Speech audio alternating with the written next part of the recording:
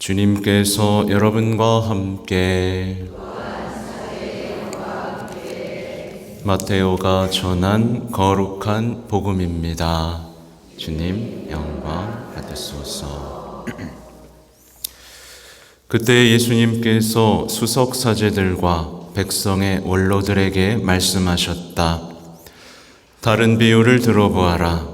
어떤 밭 임자가 포도밭을 일구어 울타리를 둘러치고 포도학을 파고 탑을 세웠다. 그리고 소작인들에게 내주고 멀리 떠났다. 포도철이 가까워지자 그는 자기 몫의 소출을 받아오라고 소작인들에게 종들을 보냈다. 그런데 소작인들은 그들을 붙잡아 하나는 매질하고 하나는 죽이고 하나는 돌을 던져 죽이기까지 하였다. 주인이 다시 처음보다 더 많은 종을 보냈지만 소작인들은 그들에게도 같은 짓을 하였다.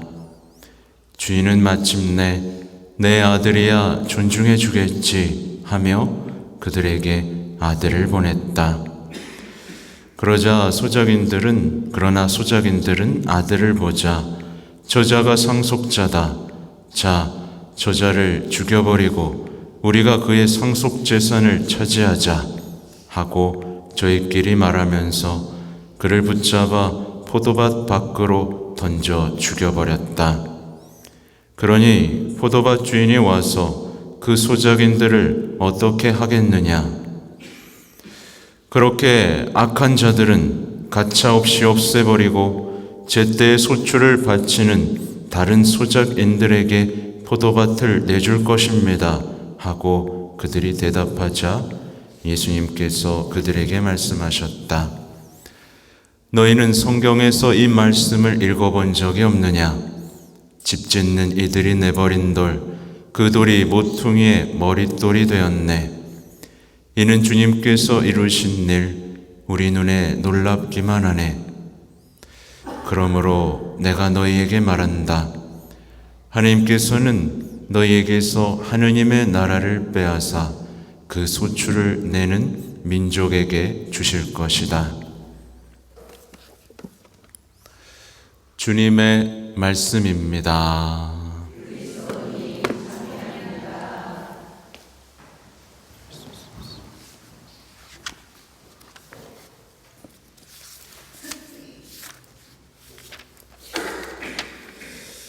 참 예수님, 잘 지내셨습니까? 네. 강론은 복음만 준비했는데 똑같이 하면 재미없으니까 일독서부터 보면요. 일독서의 내용이 오늘 복음하고 완전하게 이어지고 있어요. 보면 이제 포도밭이 있었죠. 그래서 주인이 정말 가진 애를 써서 포도밭을 가꿉니다. 근데 들포도를 맺죠.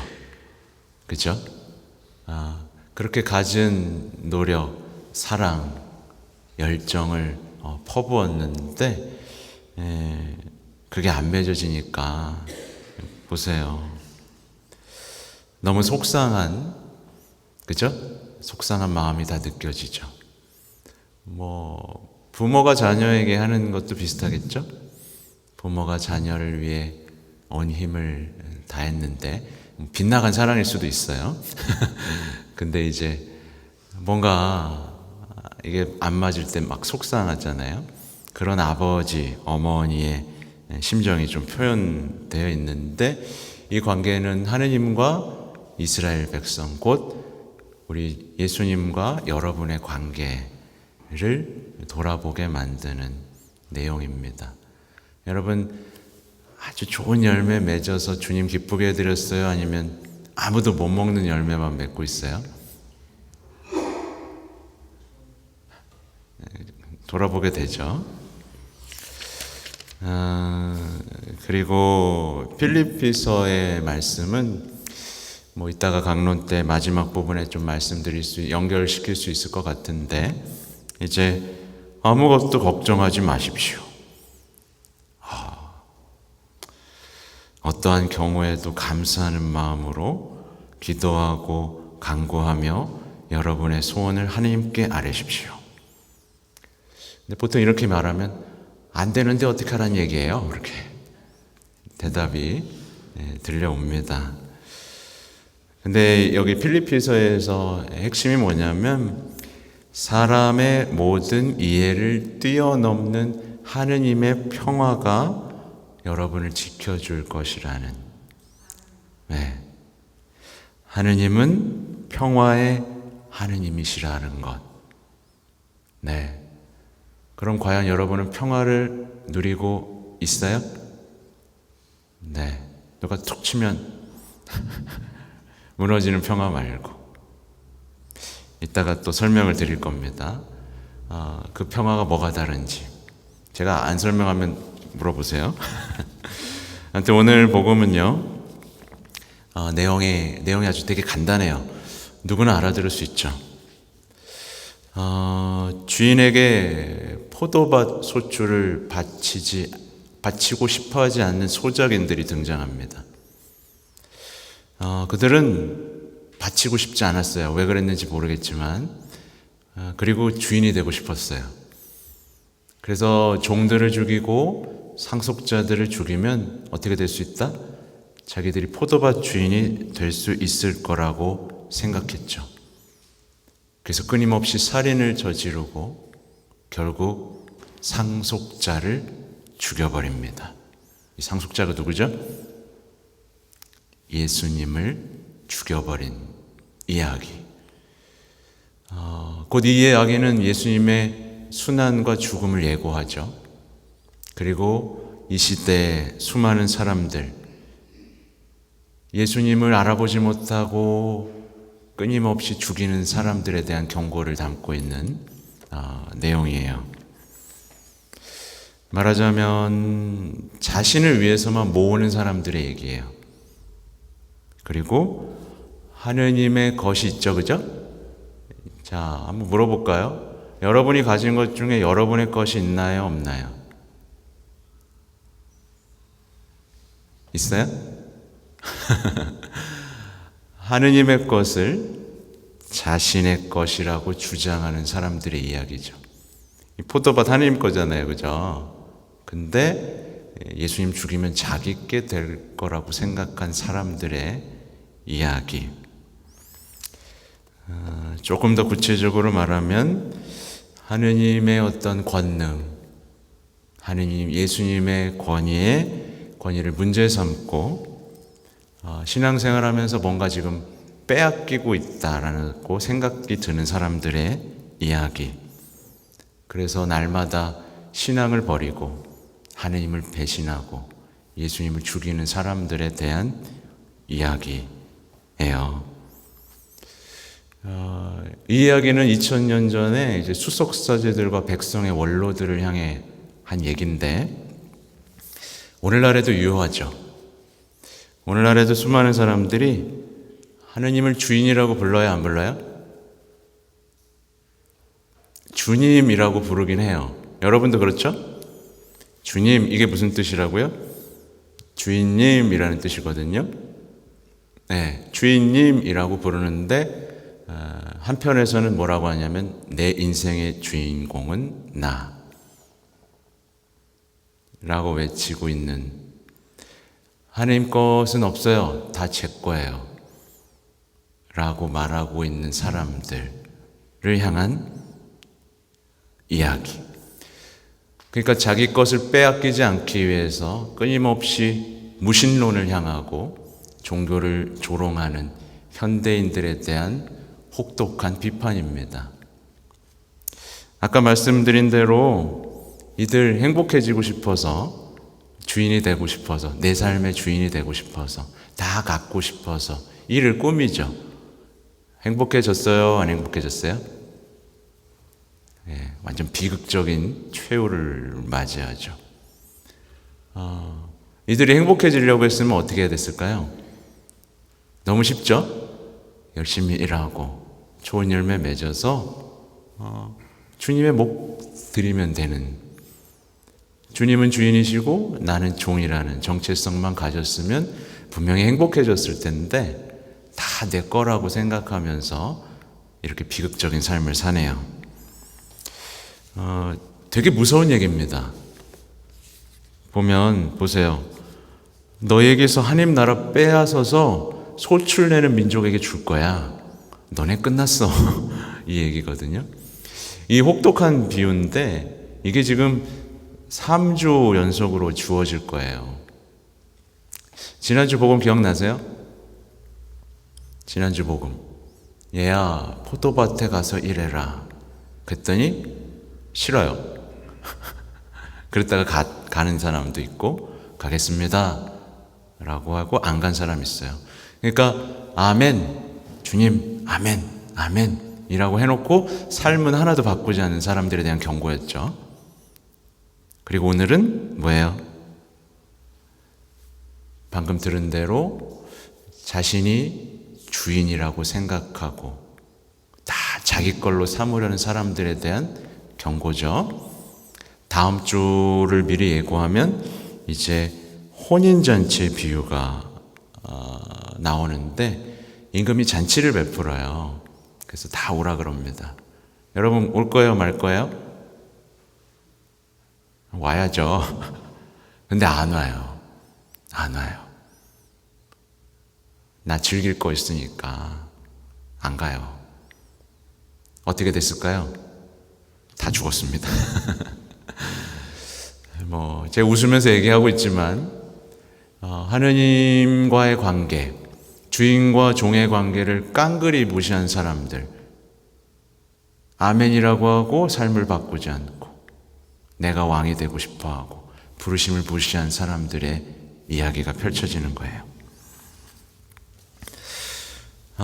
오늘 복음에서 아주 중요한 부분이 있는데 보면 이제 포도밭 주인이 내 아들이야 존중해 주겠지 라고 말하면서 그들에게 아들을 보내는 장면이에요.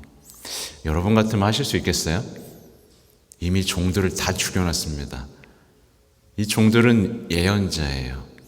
예언자들이 대접받아 본 적은 없습니다. 다 죽였어요. 세례자 요한도 목이 잘려 죽였죠. 근데도 불구하고 예수님을 보냅니다.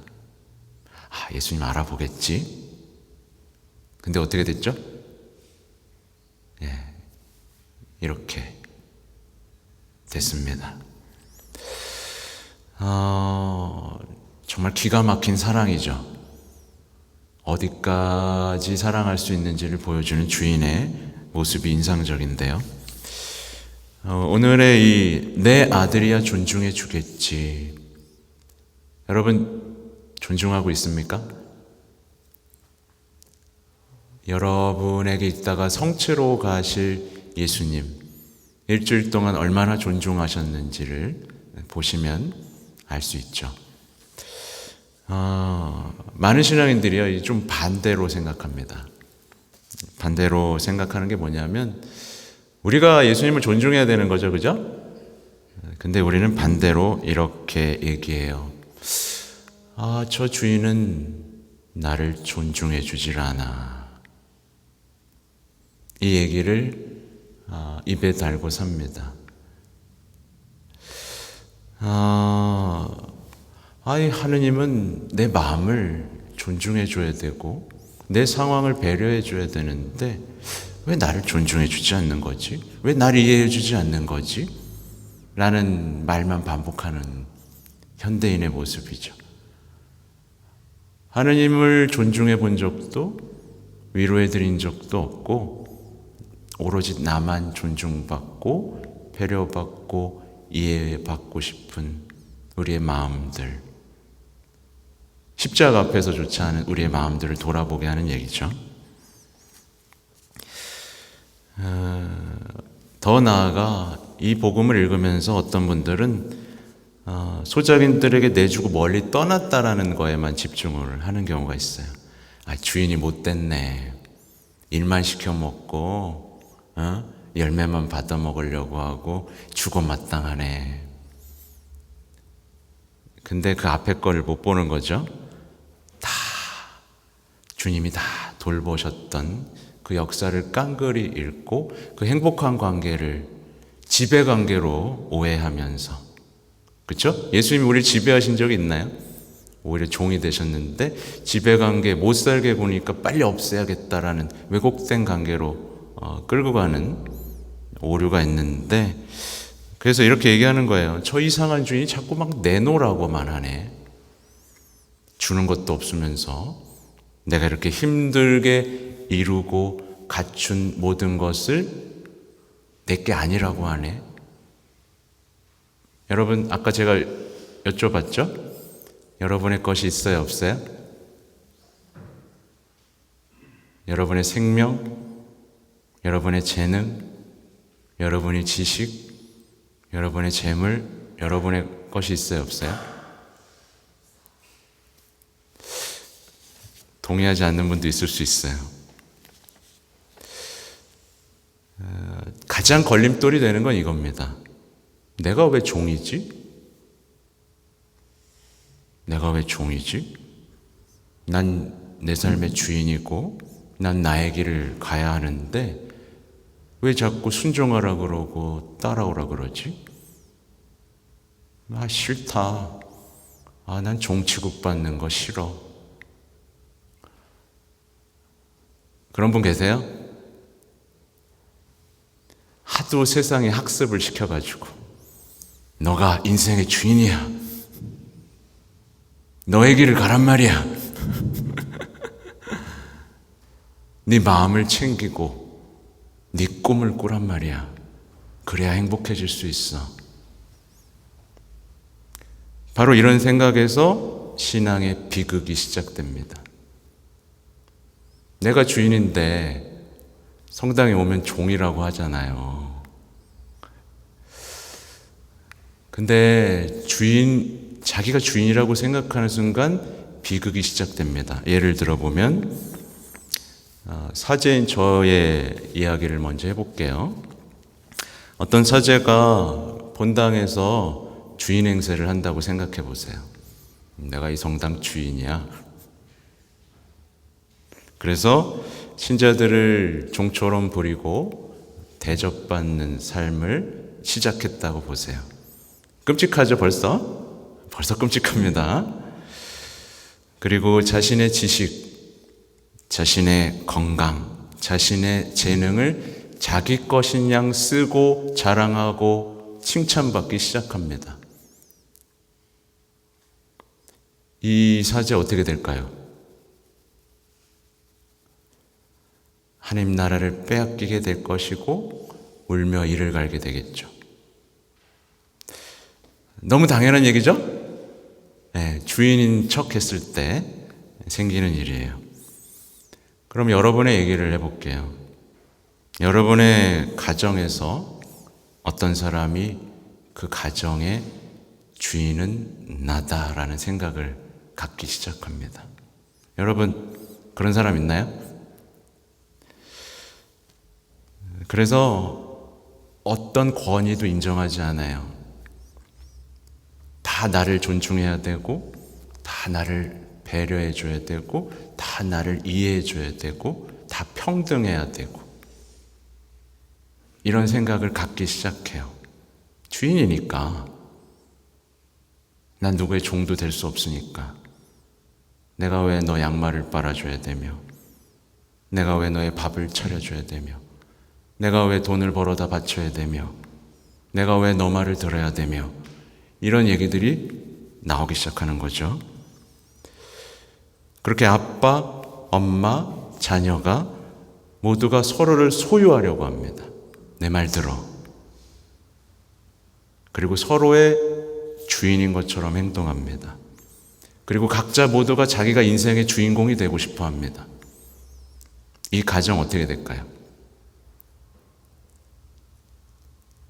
끔찍한 지옥이 되겠죠. 누구도 주인 시켜주지 않아요. 그래서 반려동물을 키우기 시작합니다. 내가 너 주인이다. 내 말 들어라. 이들 역시 똑같이 하나님 나라를 빼앗긴 채 울며 이를 갈게 되겠죠. 내가 주인이니까 매일 섭섭합니다. 나를 잘해주지 않고 대접해주지 않는 배우자, 자녀, 부모가 다 원망스럽게만 느껴지는 주인의 불행이죠. 우리는요, 여러분 겸손한 사람 되고 싶죠? 네, 겸손한 사람은 잘난 척하지 않는 사람 정도가 아니죠. 그건 세상 사람들이 하는 말이에요. 성경이 말하는 겸손한 사람은 되게 단순합니다. 하느님이 주인이고 자신이 종임을 아는 사람입니다. 그래서 성모님이 뭐라고 해요? 주님의 종이오니. 되게 놀라운 게 있어요. 성모님이 하느님의 어머니가 됐죠? 그러면 대접받아야 되죠? 여러분 생각하기에. 그렇죠? 근데 하느님의 어머니가 되자마자 한 일이 뭐예요? 엘리사벳 찾아가서 허드렛 일 한 겁니다. 당신 종의 비천함을 돌보셨음이로다. 그리고 하느님이 인간이 되셨어요. 대접받아야 되죠? 근데 뭐 하셨죠? 발 닦아드렸죠. 그리고 막 업신여김 당한 십자가의 길을 갑니다. 예수님이 야, 내가 누군지 알아? 네가 뭔데 나한테 침을 뱉어? 내가 이랬나요? 평화를 잃으셨나요? 종의 정체성을 가진 사람은 평화를 잃지 않아요. 근데 주인은 끊임없이 평화가 깨집니다. 맨날 섭섭하고 맨날 상처받고. 신앙의 핵심은 겸손이거든요. 곧 종의 삶인데. 그러니까 우리가 돌아봐야 될 건 우리가 종으로 사는지 주인으로 사는지를 보면 됩니다. 이 차이는 되게 단순합니다. 종은요, 주님께 돌려드리고 바치고 봉헌하는 것에서 기쁨을 느끼면서 삽니다. 근데 주인은 어떻게 해요? 뭔가 소유할 때 기뻐집니다. 누군가 내 말을 잘 들을 때 기뻐합니다. 그리고 자기가 가진 걸 베풀 때 기뻐합니다. 내가 주는 거야. 주인인 거죠. 네. 이거 별로 큰 차이가 아닌 것 같지만 인생에서 완전히 다른 드라마를 만들게 됩니다. 똑같은 거예요. 한 인생은 종으로 살면서 가장 행복하다고 했던 성모님을 닮아가서 인생을 해피엔딩으로 끌고 가죠. 근데 어떤 사람은 정해져 있는, 오늘 복음에 나오는 이 정해진 파국, 비극을 향해 나아갑니다. 딱 보면 알아요. 내 인생은 지금 해피엔딩을 향해 가고 있나? 아니면 내 인생은 점점 더 비극적인 삶을 향해 가고 있나? 어때요? 해피엔딩 아니면 비극입니까?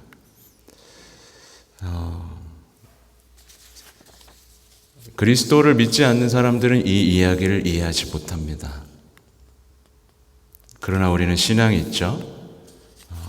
부디 해피엔딩, 네, 하느님의 드라마, 그 이야기 속에서 여러분 인생의 답을 찾는 신앙인이 되시면 좋겠습니다. 아멘.